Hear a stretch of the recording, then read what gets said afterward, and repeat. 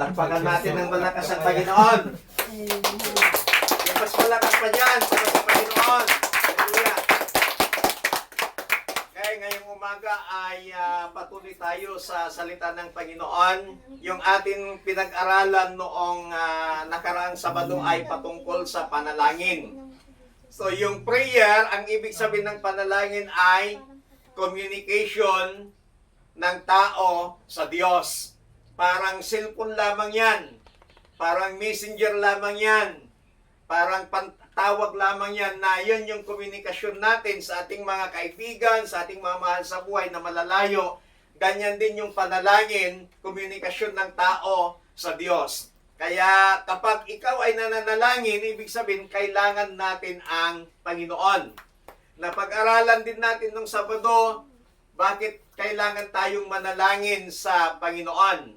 Ngayong umaga ay patuloy nating papag-aralan yung panalangin para tayo ay matutong manalangin sa Panginoon.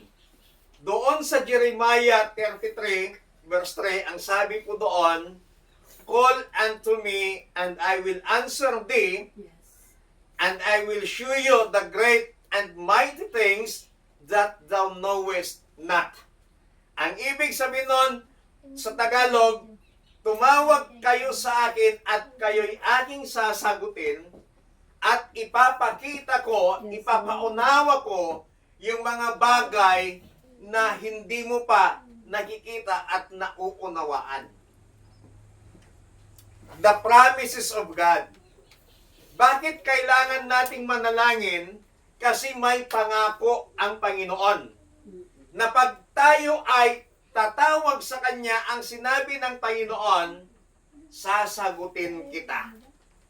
Isigaw nga natin, God answers prayer. God answers prayer. Okay. Unang-una na makikita po natin, tumutugon ang Diyos sa bawat panalangin. Kaya dapat, bawat isa sa inyo, habang bata pa lang kayo, habang kabataan pa lamang kayo, matuto na kayong manalangin kasi ang Diyos ay tumutugon sa panalangin. Sinong nananalangin dito? Amen. Okay, palakpakan natin ang Panginoon. Yung simpleng panalangin na tinuro ko nung Sabado na, bago ka matulog, Panginoon, salamat sa maghapong ito. Salamat sa kalakasan. Salamat sa pag-iingat mo. Panalangin na yon. Bago ka matulog, sabihin mo, Panginoon, gabayan mo kami sa aming pagtulog. Ingatan mo kami. Sana magising pa kami kinabukasan. Panalangin yon. Paggising mo ng umaga, Panginoon, salamat sa bagong umaga. Nagising po ako. Ingatan mo ako sa araw na ito. Panalangin yon. Kahit mga simpleng bagay lang na mga panalangin natin ay binibigkas natin, panalangin yun sa harapan ng Panginoon. Ang ibig sabihin nun ay kinikilala natin yung kapangyarihan, kinikilala natin yung authority ng Panginoon sa ating mga buhay. Kaya tinuturuan tayo ng Diyos na tumawag sa Kanya. Ang Diyos mismo ang nagtuturo sa atin na tumawag sa Kanya. Sinong na may mga kaibigan na sinabihan ka na, pag may problema ka, tawagan mo ako. Sinong mga kaibigan yon. Tawagan mo ako ngayon, dahil sinabihan ka niya, meron kang peace of mind na, may sinabi siya na may problema ako, tatawagan ko lang siya. Ganyan din ang Panginoon, hindi lang niya sinabi na pag may problema ka, saka lang tayo tatawag sa inyo. Wala siyang sinabi, kundi ang sinabi ng Panginoon, tumawag kayo sa akin.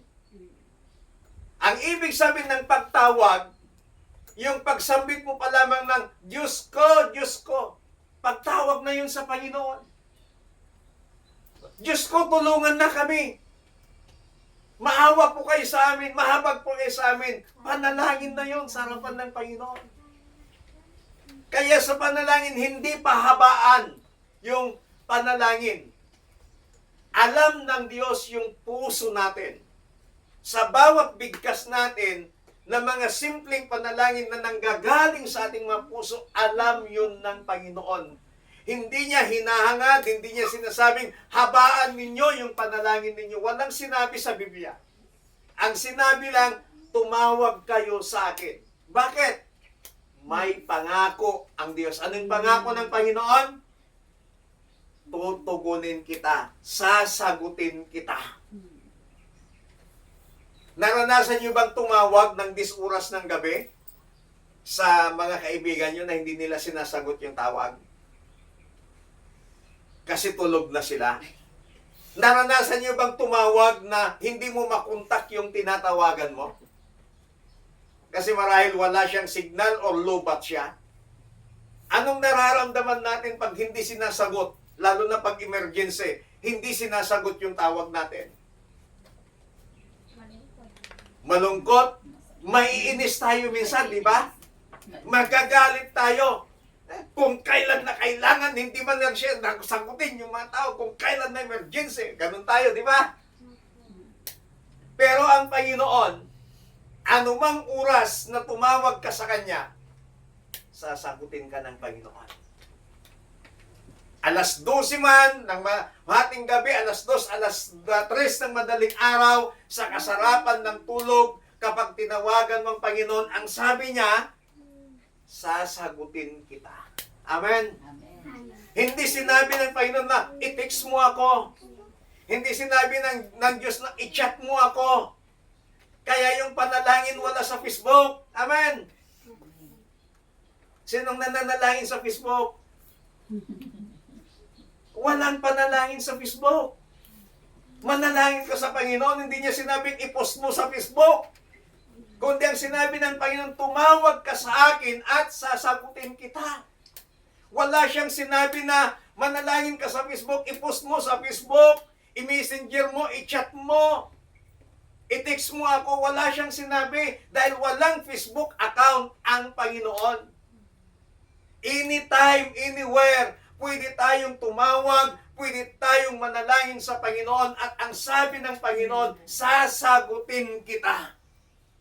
Kaya habang bata pa lang kayo, habang nagsisimula pa lamang yung ating spiritual journey, yung paglalakbay natin bilang mananampalataya sa Panginoon, matuto at simulan na nating tumawag sa Panginoon. Habang maaga pa, habang bata pa kayo, doon yung mararanasan kung paano tumugon ang Diyos sa inyong mga panalangin. Kapag may problema ka, kapag may pagsubok ka, mas lalo kang lumapit, mas lalo kang tumawag sa Panginoon. Kasi ang sabi ng Panginoon, hindi lamang niya tayo sasagutin, ano pang sinabi ng Panginoon sa binasa natin, at ipapakita ko yung mga bagay na hindi mo pa nauunawaan. Sa ating pagtawag sa Panginoon, sa pagtugon ng Diyos sa bawat panalangin natin, may pangako ang Panginoon. Ipapakita niya yung mga bagay na hindi pa natin nauunawaan at nakikita. Kaya ang ibig sabihin yung pagtugon ng Diyos sa panalangin natin ay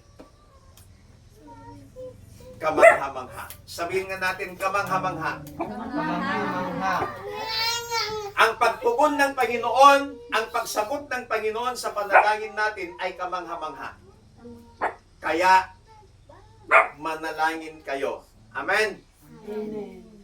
Halimbawa, nasa kainan kayo, Panginoon, salamat sa pagkain. Pagpalain mo ito. Sa pangalan ni Jesus. Amen. Kaya pag nananalangin kayo, i-address nyo ito kay Jesus. Basta pag nanalangin kayo, halimbawa, ang panalangin ninyo, Panginoon, kami po ay lumalapit sa inyo sa araw na ito, sa dulo, ito ang aming samot dalangin sa pangalan ni Jesus. Amen. Lagi nating i-address sa pangalan ni Jesus. Bakit? Panghuli na. Ito ang sinabi ng Panginoon ni Jesus. Ano man ang hilingin ninyo sa Ama, sa pangalan ko, sabi niya, ay ipagkakaloob sa inyo. Dapat kapag humingi ka, lagi mong sabihin in Jesus' name. Ini-address mo yon sa pangalan ni Jesus. Isigaw nga natin, in Jesus' name. In Jesus' Lakasan natin. In Jesus' name. Panginoon, gabayan mo kami sa gabing ito, in Jesus' name. Amen. Panalangin yon. Ang pinakamatindi dito, ang Diyos tumutugon sa panalangin. Nung nakaraan, yung isang kabataan natin, nag-chat, hindi siya makaka-attend dahil may problema sila sa bahay. Nag-aaway yung kanyang magulang. Umiiyak siya. Sabi ko, manalangin ka, panalangin mo sila. Opo, Pastor. Praise God. Kinabukasan, kasama natin siya noong Sabado. Amen? Ngayon, nag-MC na siya. Ang ibig sabihin nun, yung panalangin niya, sinagot ng Panginoon. Hindi ko man nadinig yung ipinanalangin niya. Hindi ko man alam kung paano siya nanalangin sa Panginoon. Ang mahalaga, sinagot siya ng Diyos sa kanyang panalangin. Amen? Amen. Kaya ngayong umaga, simulan nating manalangin sa Panginoon kasi tumutugon ang Diyos sa panalangin. Kaya sa mga susunod, papag-aralan natin how to pray. Papaano manalangin. Ngayong alam natin yung ibig sabihin ng panalangin, komunikasyon natin sa Diyos. Ngayong natutunan, nalaman natin na ang Diyos ay tumutugon sa panalangin. Susunod, papaano naman manalangin. So sana wala pong a-absent kasi napakahalaga ito para malaman natin kung paano manalangin. Baka sabihin ng iba, Pastor, hindi naman ako marunong manalangin. Sa Sabado, malalaman ninyo how to pray. Amen? Tayong lahat ay tumayo. Muli nating isigaw, God answers prayer. God answers prayer. Palakpakan natin ang Panginoon. Hallelujah. Panginoon, sa umagang ito, maraming salamat sa inyong katapatan, sa inyong kabutihan, sa aming mabuhay. Salamat dahil patuloy kang tumutugon sa bawat panalangin ng iyong mga anak. Salamat po dahil ikaw ang Diyos na napakabuti at napakadakila. Panginoon, pagpalain mo ang mga kapatiran namin sa lugar na ito. Mula po sa pinakabata hanggang sa pinakamatanda, Panginoon. Ikaw lamang ang nakababatid ng pinagdadaanan ng bawat pamilya na nire-represent. Panginoon, akin po silang idinudulog. Akin po silang ipinagkakatiwala. Akin po silang ibinibigay sa inyo.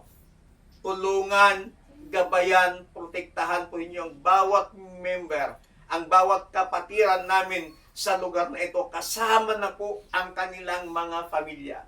Patuloy mong katagpuin ang kanilang pangangailangan sa pang-araw-araw, magmula po sa financial, sa material at lalong higit ang espiritual na pangangailangan.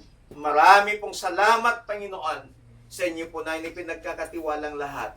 Sa pangalan ni Jesus, ito ang aming panalangin. Amen. Palakpakan natin sa Panginoon.